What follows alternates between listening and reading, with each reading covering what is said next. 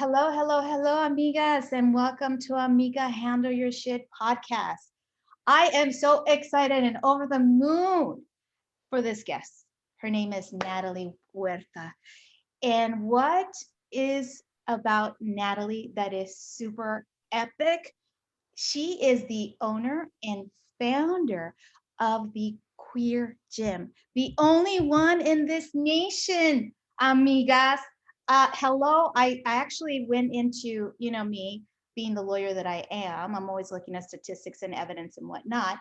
I found out that there are 41,370 gyms, okay? But there's only one queer gym, and that is owned by our beautiful amiga here who's being interviewed by me. I am so truly honored that she is spending time with us. Welcome, Nathalie. Thank you, thank you, thank you. Welcome to Amiga Handle Your Shit podcast. Thank you for having me, and thank you for sharing that that stat. I didn't know that. Out of 41,000 bajillion, there's just one of us. That's right. Isn't that freaking exciting? I'm like, Yeah. off the moon that you're here. Oh my God, this is amazing. But like, I'm like, wow, this girl had to have gone through a lot of shit to get where she is right now. And amiga, we're gonna unpack this like no other. All right. So nuestra amiga Nathalie is Latina, Mexicana, no? You're Mexican, right? Yes. So I want to know, okay, about your upbringing, because my understanding is that you were raised in Anaheim, California, and amigas out there, because this podcast is global. Anaheim is located in Orange County in the state of California. Orange County is one of the most conservative counties in the state of California, okay? So this is why it's so unique and so impressive what she has done, okay? Because she had to really cross a road that was not straight. It was wiggly. It was a lot of anxiety, a lot of pushes. And I am so, so proud of her.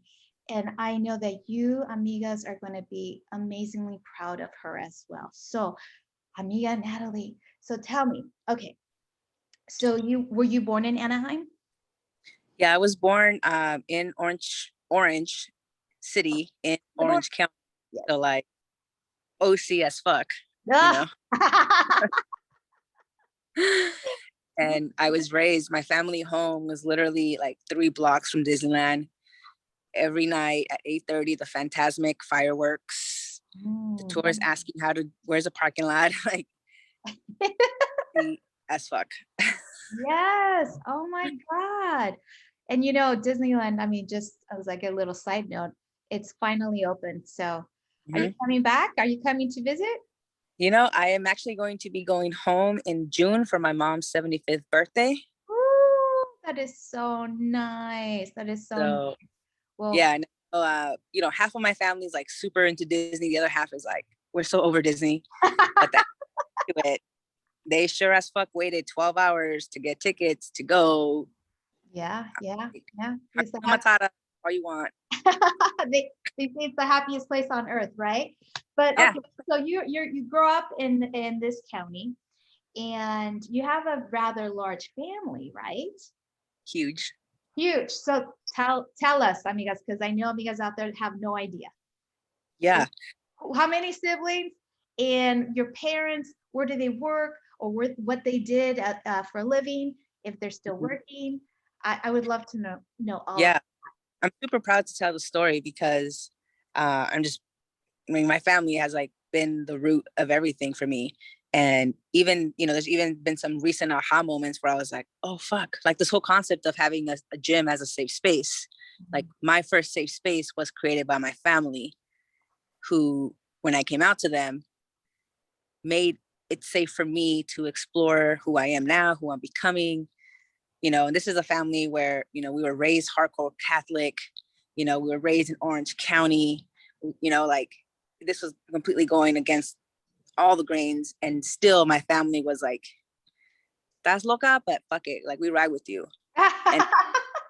it was through them, you know, really nurturing me and not disowning me. And I didn't realize what a privilege that was until honestly about 2 years ago, when I started to really talk about my family life and my parents and all that.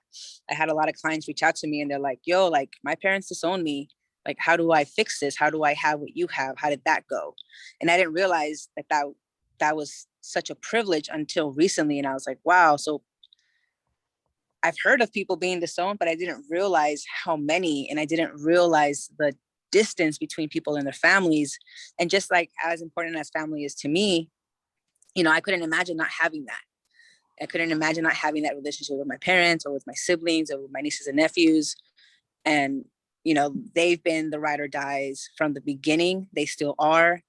You know, I have a huge family. So both my parents have, they each have 9 siblings on their side, each one.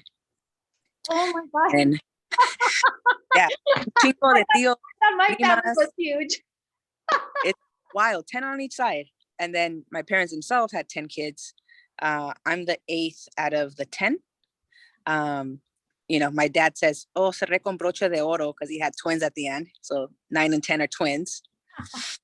And we all, you know, it was almost like 2 families. Like my parents migrated here from Mexico. My dad came first. My mom followed across the border with 6 of my siblings. They got here. My parents literally, like before Disneyland and all that shit was going, like they were the ones working those orange fields, those strawberry fields that is now where Disneyland is at, right? Like all that downtown Disney, all that new shit, like that all used to be the fields that my family grew up working in. And so, you know, my mom came here with the 6 kids. They had the 7th one when they got here. It was an 11-year gap before I was born. And during those 11 years, my parents went from farm workers to homeowners to business owners to moving to the suburbs. So by the time that I was born, I think we left like the Santa Ana hood, like when I was like 3 or 4. Okay. Yeah. Right. And we moved to the Inland Empire, right? All new developments at that time. And so it was like my family, there was like almost 2 families within my family, like the first 7 that had the traditional kind of like, you know, immigrant upbringing, first generation, crossing the border with my parents, that experience. And then there's, you know, the 8th, 9th, and 10th kid. By the time we came around, we lived, you know, my parents owned a home, they had their own business, they had a 2-story home in the suburbs. So we had a very different upbringing. And, you know, growing up, there was that conflict between the two families within this family. You know, the first ones were like, you guys are fucking spoiled. You guys don't appreciate shit, you know, blah, blah. And we're like, we don't even know our parents. Like they work. We grew up with the nanny. You know, we only saw them on the weekend on Sunday because they work 6 days a week. On Sunday, it was like, get up, go to church, go to your tia's house, get fucked up, bring your dad home, and then you do it again on Monday. You know, so it's like, yes, we had the benefit of like, you know, we were in a better financial place when we came around, but we don't have the memories that they have of like going with them, spending quality time at the park, you know. So by the time that my parents were really interested in, like, you know, they were really trying to get in my business and know what was going on, was around the time that I was discovering I was gay. So that's the last fucking time. That's the worst time I want my parents all in my business. Right. And they're like, you know, and you know, they would notice, they noticed some stuff was going on, but that's when they were really trying to spend extra time with me and really connect with me. And that's the last thing I wanted at that point. Cause I was like, what if they think I'm gay? I don't even know I'm gay. What if they think I'm gay? Right. And so that was, you know, that was going on around that same time. This was like 16, 15, 17. I was also like had my first relationship with the girl. I got my first love, my first heartbreak. I got broken up with because they no longer found me attractive, which triggered anorexia, which triggered all this crazy health stuff for me. You know, and so the upbringing for me was, you know, aside from like the huge family and like that they were Catholic and I came out all fucking, you know, going against the grain, you know, they still held me down. When I came out to them, I think I was 19 and I was home for the summer. My dad was like, so I was home for the summer. I was going through a breakup. My dad's basically, hey, I know you're gay. And I was like, what? He's like, I can tell you're my daughter. I can tell when she calls you, your voice changes, you change, like you have a girlfriend. And I was like, that's loco, Dad. Like, I'm not gay, you know, you're crazy. And he starts crying. And he was like, please, I know you. I know you're gay. And so I was like, ah, I started crying. I was like, I'm so sorry. I can't help it. You know, like I like the same things you like. Like, I can't help it. And, you know, so he ended up telling my mom over dinner while I was, you know, I was actually at the park playing pickup with my friends. They were at dinner at my sister's house. My dad broke down in the middle of dinner. My mom's like, ¿Qué traes? You know, ¿Qué pedo? ¿Qué pasa? And he tells my mom, and basically hell breaks loose because my brother calls me and he's like, hey, like, mom just found out you're gay. I had told my siblings a year before. Smart move on my end. And so when my parents found out, my siblings came over and they were pretty much the mediator between me and my parents and just trying to navigate that situation. And, you know, per Mexican Catholic, that next week when I came home, it was literally, I would come home and there'd be a different Catholic priest waiting for me to talk to me about this whole gay thing. Oh my God. Wow. Yeah, you know, like we grew up going to church every Sunday. We went to church school. We were like, you know, the little helpers on the thing. Like we were Catholic as fuck. Yeah. And, I totally know what you're talking about. Yes. You know, to have that, to come home and have to deal with that. But, you know, I understand now that it was their own process, you know? And so I don't hold anything, I don't hold any grudges about it. I don't, you know, whatever, like they were doing their best that they could at that time with what they had available, you know?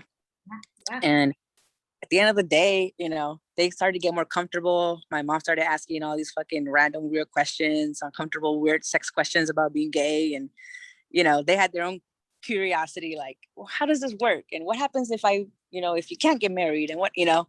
And so it was cool to kind of see the process happen alongside of like, you know, this queer movement that we've had the last couple of years with, you know, with voting on Prop 8. You know, there's been, I remember my parents too, that day that they want to go vote, you know, I didn't want to ask. My sister asked, they're like, Dad, so what did you vote on Prop 8? And they were both like, my dad was like, well, pues no lo entiendo, pero no quiero que la discriminen, so yo la apoyo. And I was like, oh, that's fair, Dad. Sweet. That is so sweet. For those of those out there that don't know what Prop 8 is, can you explain so that amigas out there who are not aware of it can get a little bit of information on how it was so important? Yeah, Prop 8 basically allowed us the right to marry and have the same legal rights as a hetero cis-normative couple, which was big because, you know, if my partner is in the hospital, I want to be able to see them. I want to be able to make decisions with them. And that was something that without Prop 8, we wouldn't have. Right, exactly. Oh yeah.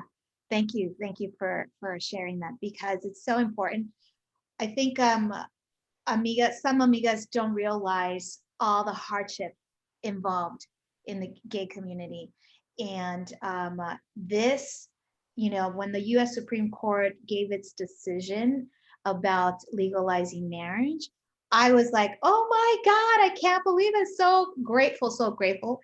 I had clients and they immediately got married. So I am so impressed by all the people that work diligently in support of Prop 8 and then reaching all the way to the United States Supreme Court and making it legal for the nation, for anyone who's LGBT to be able to marry, which I find that is, it's epic. Yeah, it's healthy. You know, it's something that our community really needed from a health perspective, you know, just to have that peace of mind. the peace of mind. I mean, period. Yeah, yeah. I mean, and just equal, it's equality for all. And this is just putting you in the same position as any heterosexual couple. You know, Yeah.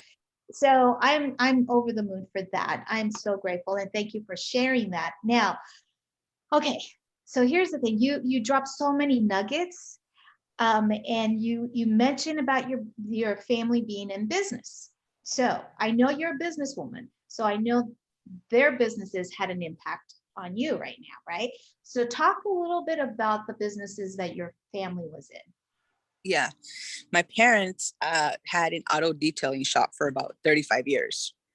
And that started when one of the jobs my dad had coming over was just cleaning cars at a dealership.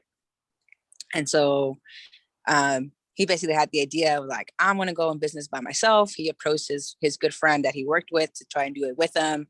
That friend was basically like, you're dumb. You don't speak English. You don't know what you're doing. Like, why you're so dumb? Stay here. It's comfortable. It's safe. You could do this. Like, you know. So my dad luckily didn't listen and went on to do his own thing and opened that business with my mom. And that was all of my family's first jobs. That was our first job. I literally, I'm 36 now, right? They closed the shop maybe when I was like 28 or so. So I literally grew up in that shop. I had my andadera, my crib, everything was like in that shop.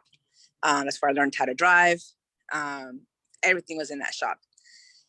Also, because I spent so much time in that shop, and the shop was basically like, it was like my parents, and then there was like, 8, 12 employees, some legal, some not. And the vibe was just very much like chamba, like, just a fucking dude vibe. Like, there wasn't no like proper, let me talk to you in a way that HR would approve. It was like, ándale, ganas, apúrenle, ya vamos tarde. It was a lot of like, Yeah. chingale, let's go, Right. And I didn't realize the impact of that until I would say about 5 years into my business, where I realized that a lot of my leadership style came from like this male energy, very like, I don't give a fuck, get it done, like chingale, like I don't give a fuck about your feelings right now, let's go. And where I was at that point in my business, that wasn't serving me. Mm. And so, having to do the work to be first, where did that come from? Oh shit, okay, that's where that came from. Okay, does this serve me? This part does, but this part does not.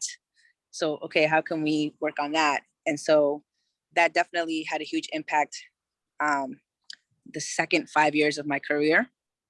Because the first 5 was just figuring out what the fuck I was doing. Like, how do I pay taxes and not go to jail? Second,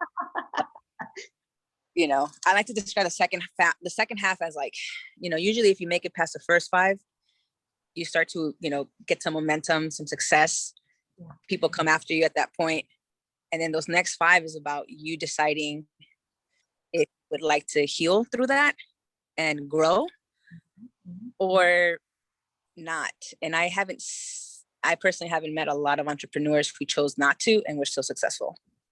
Mm-hmm. Yeah. So I would say in those ways it impacted me. And then lastly, like, I want to share the story.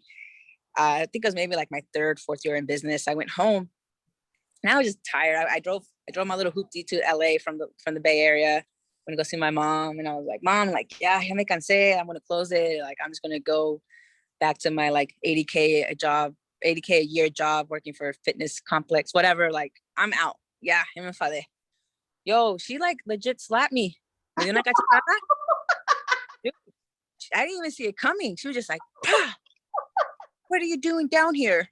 And I'm like, I came to tell you. She's like, you can't be taking trips. You have a failing business. Take your ass back in that car and go back to Oakland. And she didn't let me stay.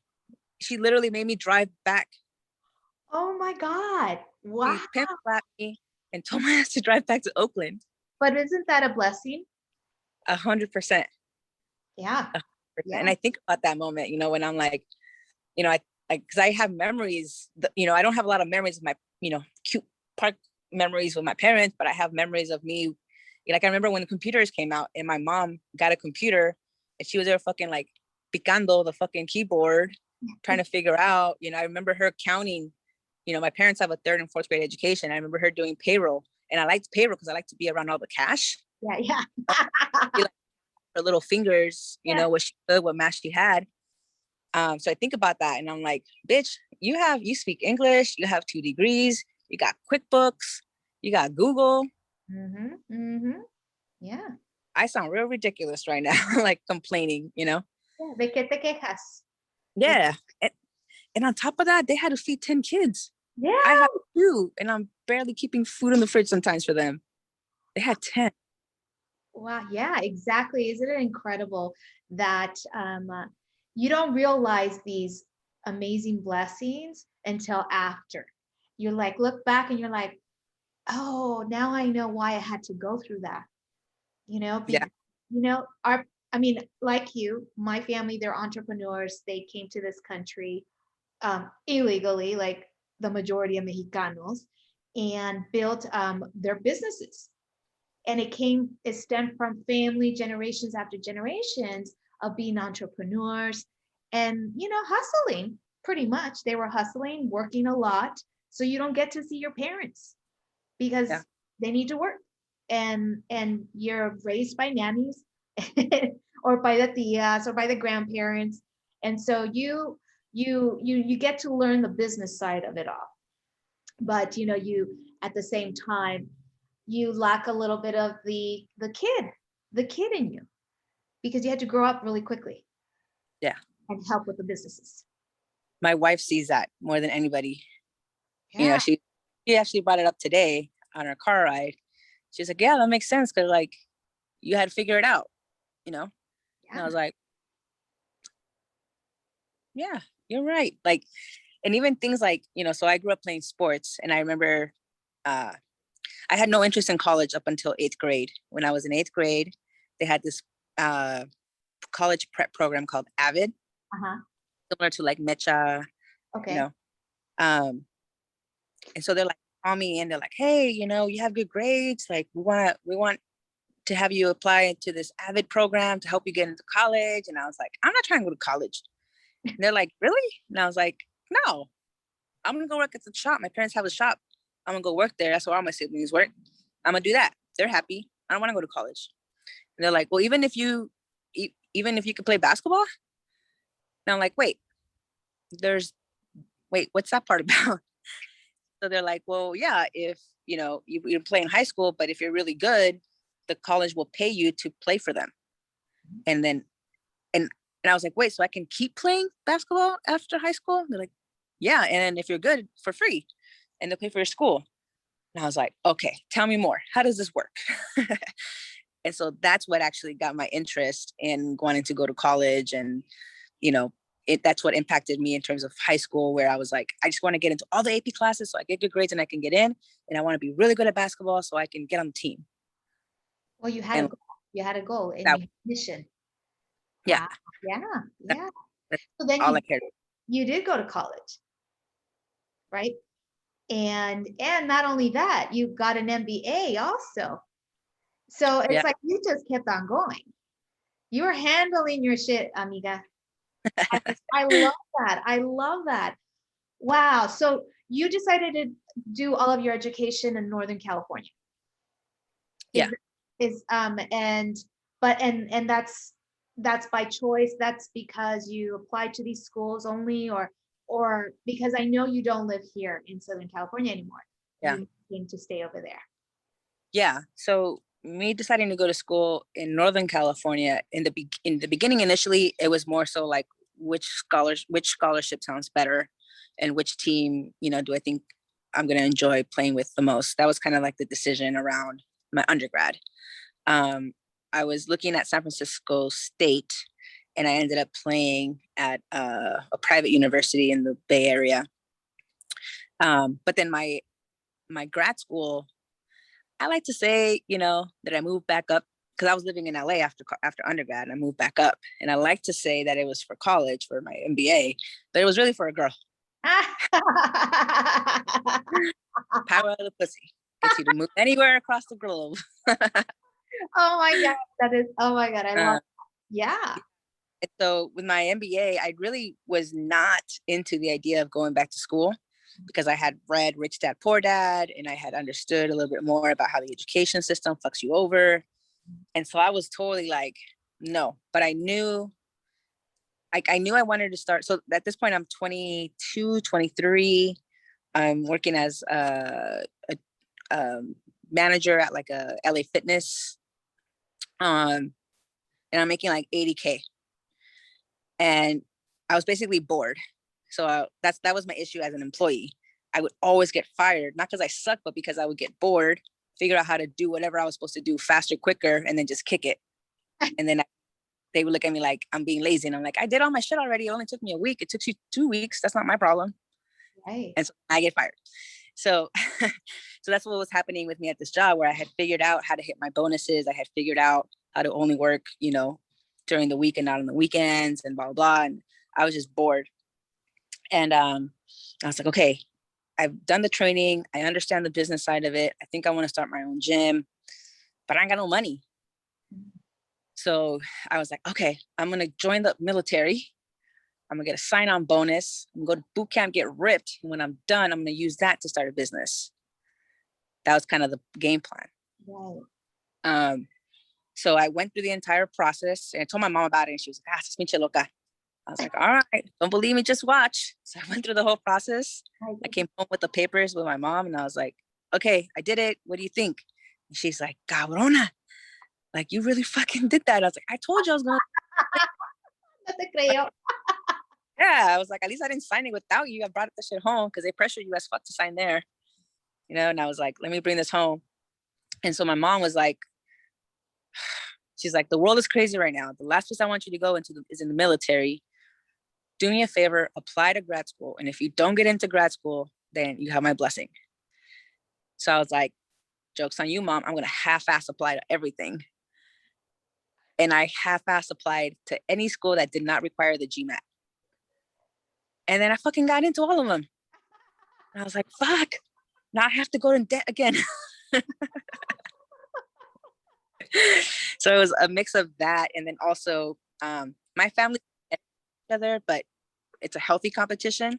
And by that point, my two younger sisters had enrolled in their first semester at Georgetown for their masters. Nice. Mom was, vas a dejar que tu hermanita chiquita tenga más educación que tú, blah, blah, blah. And I was like, you're right. I have to lose. Fuck it. She knew what buttons to push. Yeah. So that's how that was the incentive. Like, no. ¿Te vas a dejar?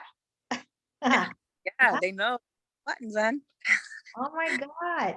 So, all right. So you do all this education. I mean, you did the Stanford University Graduate School of Business. You received what is it called? The Latino Entrepreneurship. You were a fellow at the Stanford Latino. Okay. Yes. Yeah. That's not easy. That was, I don't know how the fuck I got into that program, because they told me like, hey, you should apply to this. And the minimum requirement was to have a company that had generated $1 million in gross profit in a year. And I was like, my best year was half of that. Like, and they're like, just apply. And I'm like, this is a long ass application to just apply. I don't even meet the requirements. And so my sisters, my family's big on like, why not you? So I applied and I got in, and I ended up like being one of the top entrepreneurs in that program. I think mainly because I was just excited. Like, I don't know. I go into things with a lot of energy. I won't go into them if I'm not energized by it, period. But that was a big lesson for me. And just like, why not you? Like, go for it, see what happens. And then what was really cool about that program was that there was I was the least experienced entrepreneur in that program. But to get the guidance and the support from other Latinos that are making millions a year, to be like, hey, Nathalie, check this out. Here's my card. Whenever you're in this fucking state or this state, like hit me up. And it was important for me to see like other Latinos like me bringing in commas. Yes. Yes. You know, yes. I love that. I'm glad that you surrounded yourself by these freaking amazing entrepreneurs. So I'm sure this had an influence on your company, right? And I mean, here's what I always believe is that you're the average of the 5 people that you associate with. And so if you're in these groups, guess what's going to happen? It's like magnetism. Their energy is going to magnetize towards you. And if they're vibrant and energized about their own businesses, that's just going to vibe with you as well. So this is awesome. So was the queer gym born out of this, or was it already done before? It was already done before. I think at that point I had been in business. Yeah, I would probably say like 4 or 5 years around this point. Okay. Yeah. Wow. But it just allowed you to take it to another level, right? It allowed me to see what was possible, and it allowed me to see what was possible. But again, it's just like the Latino. Like I know a fuck ton of rich old white guys, right? But like to like, and like the most beautiful part about that experience was that like, you know, I'm sitting here talking to this guy like he's my tío, and this fool owns every grocery store in fucking Texas.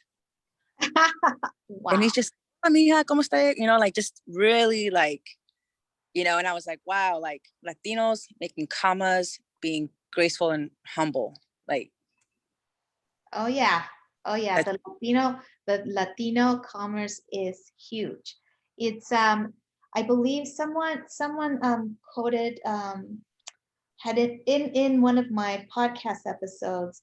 She was mentioning that the amount of wealth that Latinos bring into our country is this, it's like the GDP is like the size of France or something like that. Something crazy. I believe it. And I was like, oh my God. Hey, we're gonna be the majority pretty soon. I mean, I'm just saying, right? Yeah.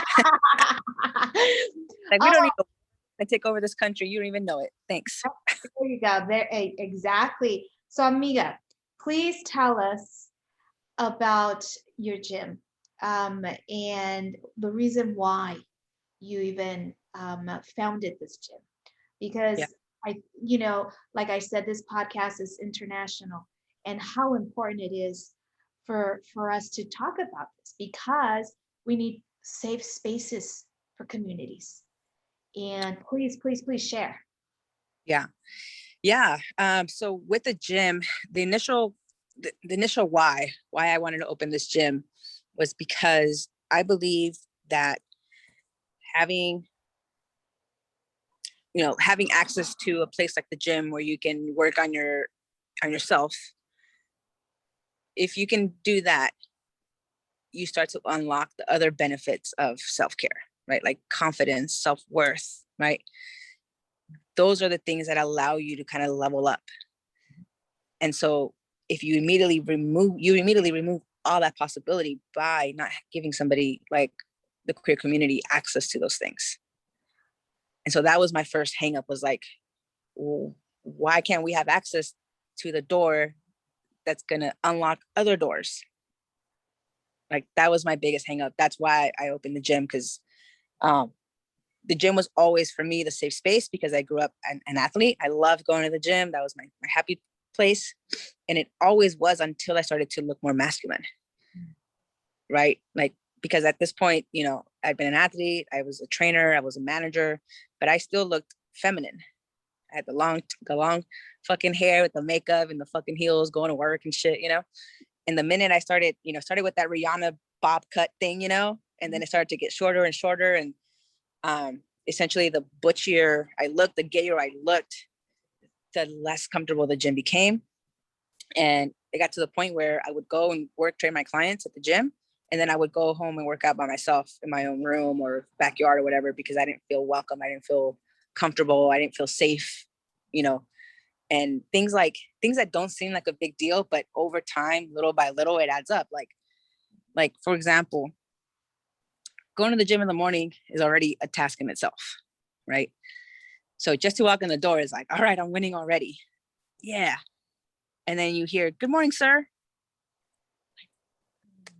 My boobs that small? Like, damn it, I'm not a sir. Like getting misgendered and then having to make that small decision of like, doesn't matter. Should I just keep walking, whatever, and ignore it? Or should I be like, oh no, actually my pronouns are she, her, have a good morning. Like those little micro things, right? Okay, cool. I made it, whatever, the little microaggression, fine. Let me go pee. And then you go in the bathroom.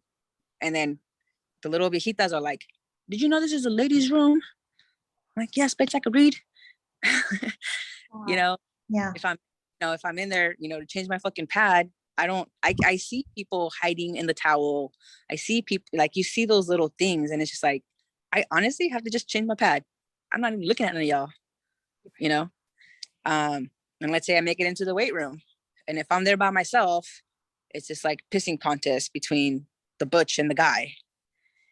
And if I'm there with my partner, my girlfriend, it's a pissing contest amongst the guys to see who can try and hit us up for a threesome. Oh my God.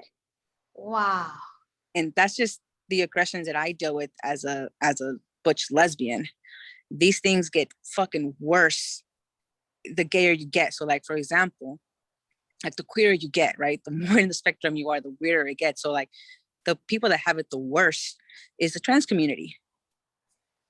So my thought was like, fuck, the only queer having this shitty gym experience. And then I was like, if I'm having such a shitty gym experience and I know what the fuck I'm doing in here, most people don't know what to do in the gym, and that's a whole other barrier. Oh my God, what does it look like for people who are queer as fuck and don't know what to do to the gym? And then I was like, they're never going to learn because they don't like coming in here. And then they're not going to learn. They're never going to get the confidence and the self-esteem and and that's when I was like, this is fucked up. Let me start Googling some shit, see what I find. And, I Googled it, lesbian personal trainer, gay gym, and it was just porn. Like porn. And I'm like, wrong workout, buddies. Not looking for that kind of workout. And, one of my things I want to add on my LinkedIn as an accomplishment is that now when you Google queer gym, you don't get porn. You get a little bit of porn, but you actually get queer stuff now for that thing in 2010. Right. Wow. I mean, it's just and you can just imagine. I mean, when you want to go to your happy place and you have these like horrible encounters, it's obviously it's going to deplete you little by little by little by little. And creating a safe space for the LGBT community, I applaud you for that. Completely. This is amazing. I mean, this is something that in my heart, I believe it should be a norm to have a queer gym, not only in Oakland, but in all kinds of places. Do you have that desire, that dream? That is a dream, and that's a dream that became reality through COVID. Mm-hmm. And I know that that's opposite of what a lot of business owners have experienced. But the dream was always to be able to kind of help queers across the nation. It's just a little bit more difficult to accomplish that when you're dealing with the capital that you need to run a brick and mortar in different areas, and with that, the complications of that. I was already, like a year before COVID, I was already looking into moving into the online space. And by the time COVID hit, half of our clients were online, half of our clients were in person. And so once COVID struck, we basically had to speed up that. We transferred everybody over to the online model. And then that kind of just sped up our goal of being able to help queers all across the nation. So we've been 100% online since COVID. And our intention right now is to stay online past COVID, because it makes a lot of business sense in terms of margins and things like that, right? Without having the cost of rent and utilities and all that. but it's also much more accessible for our clients, right? Because you don't have to be in Oakland to get a workout in. It also allows us to pool more talent because we can hire coaches, and we have a coach in Rhode Island right now, you know? So for finance reasons, for accessibility reasons, for impact reasons, online just makes a lot of sense for us. Yeah, I can imagine when I'm an avid spinner, like Soul Cycle is my jam. I love to spin. And when the whole shutdown happened, I'm like, what am I gonna do now? And everything started becoming online. I said, okay, well, there's some alternatives. Obviously, I can't spin anymore, but I can do other types of workouts. I can do boot camp, I can do yoga and whatnot. And so, what a wonderful pivot you made, you know? Yeah. Wonderful. Like I mean, when people were struggling and not and closing their businesses, yours just kind of skyrocketed and just launched into where you wanted to have your gym be. All Yeah. over, all over. Isn't that crazy? That's Yeah. awesome. And you know, it's my parents were so funny. So when I first opened the gym and I was explaining to my mom what I was doing, she was like, I don't get it. So do you guys do like gay push-ups? Or like what? And I was like, no, we do the same fucking push-ups, mom. We just had a snack there, you know? And I think later on, like she was like, oh, okay, I get it. And with COVID thing happened, I remember my dad came up to visit me for Father's Day. This is Father's Day before COVID. And I basically explained to him that we were making a $250,000 bet that online was going to be the next big thing in fitness.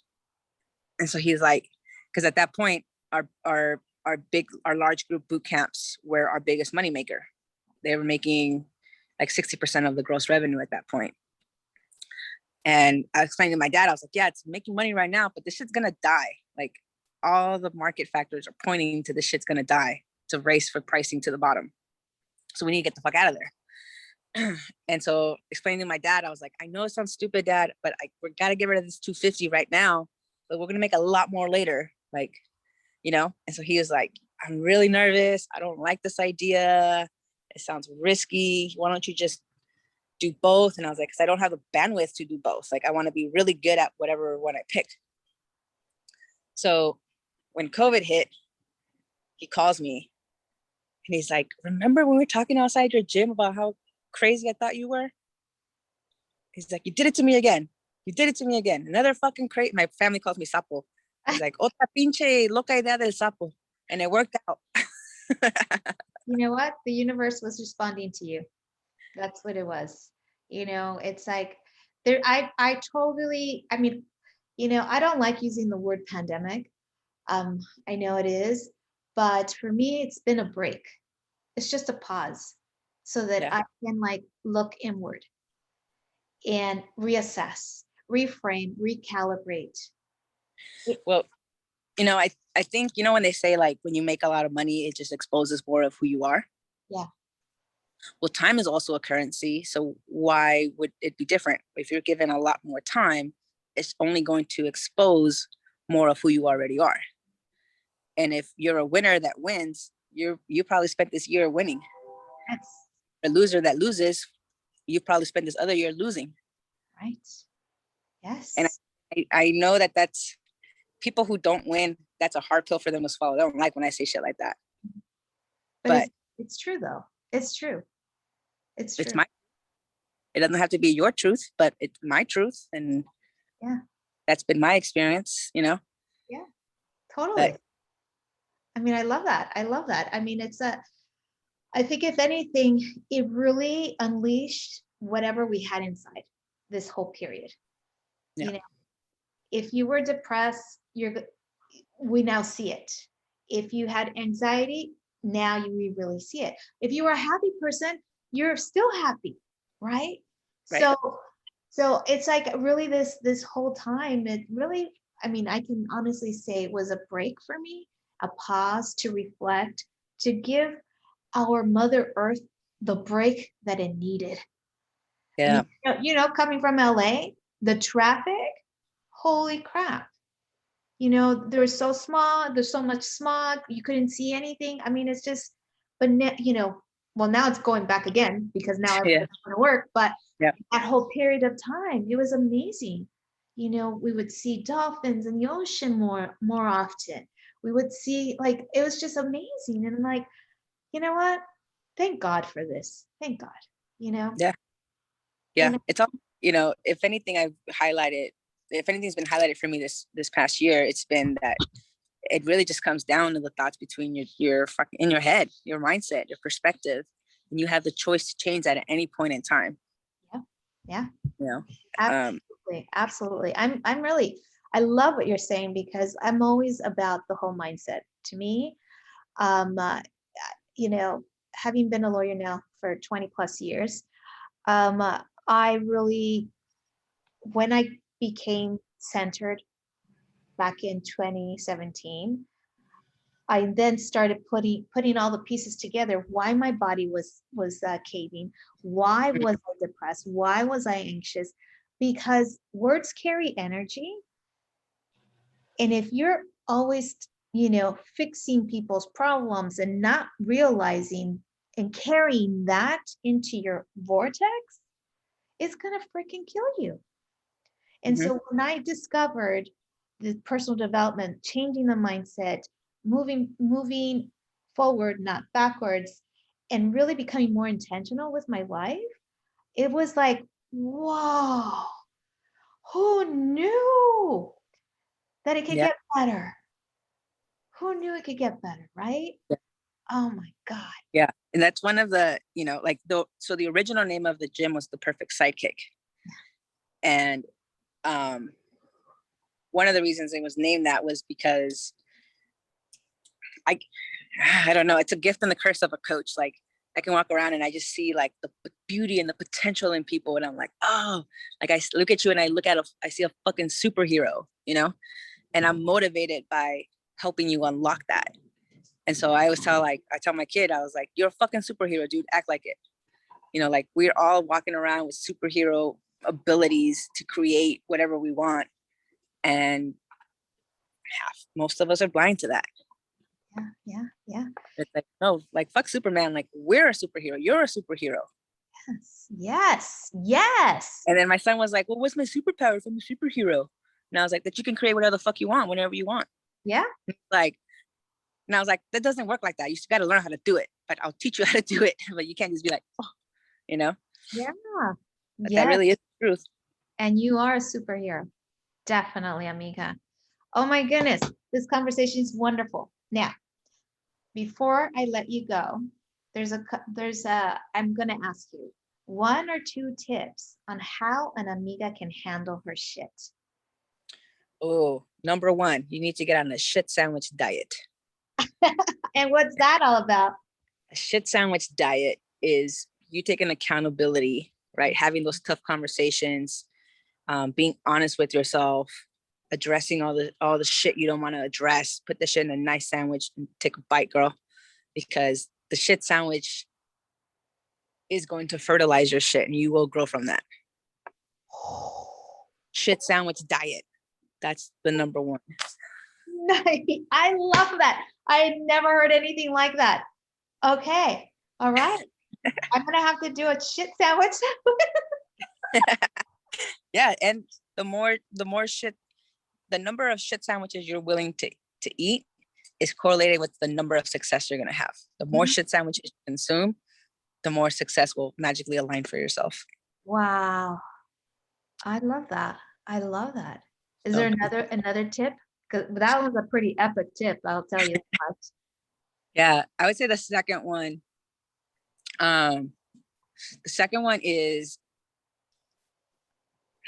I'm just a big fan of prioritizing your self-care first thing in the morning, because when you get paid, they're like, you should pay yourself first. Yeah. Right? Put the money away for yourself.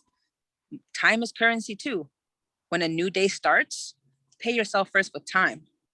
Do you first, even if that means that you have to stop watching fucking Netflix at midnight so that you can get up at a decent hour to be able to take care of yourself. Because I often find that, like, you fuck up your tomorrow tonight, by staying up late, doing stupid shit when you should be going to bed, you're already starting off tomorrow in a deficit. So being really mindful of that, not just a self-care, but doing it first thing in the morning. Like, and that doesn't mean you have to get up at the aspect of dawn. If you fucking get up at 11, fine, but do your shit at 11. Like, do yourself first. Yes. Amen. I love that. Oh my God. Ay, amiga. Well, we're here at the top of the hour and I can always talk. I love my guests. I love my guests. I would love to have you back. And I know now how to reach you. Yeah. Lock me in. Thank you so much. I am truly honored that you spent this time with us. At Amiga Handle Your Shit, the only reason I even have a podcast is because I've always believed that we as amigas need to break away from the cultural limitations. And that one being is also how we see ourselves, right? How we see ourselves. Because, through our families, I know in my family, ay, la gorda, and that sticks. That sticks, Yeah. right? And so there's all these limitations that have been imposed in our culture. And I'm so elated, excited that you just cut those cords and you decided, I'm fucking gonna make this queer gym. Yeah, I'm scared of my mom. I have to. I know, right? Oh, yeah. No, I know. Te va a pegar. Oh, Yeah. girl, I know. I understand. I think your mom and my mom are pretty much related. Well, thank you, my love. Thank you so much. I am Thank so you. honored and I can't wait to hear this episode. And, like I said, it'll probably come out in like 3 weeks or so. So Yeah. love, love, love. Thank you so much for being here at Amiga. Let's take a ready. Yes. 1, 2, 3. Ooh, got us. Nice. Nice. Let me do it on my end too. Wait, Yeah. on the computer. Yeah. Cute. All right, hold on. Let me stop this now.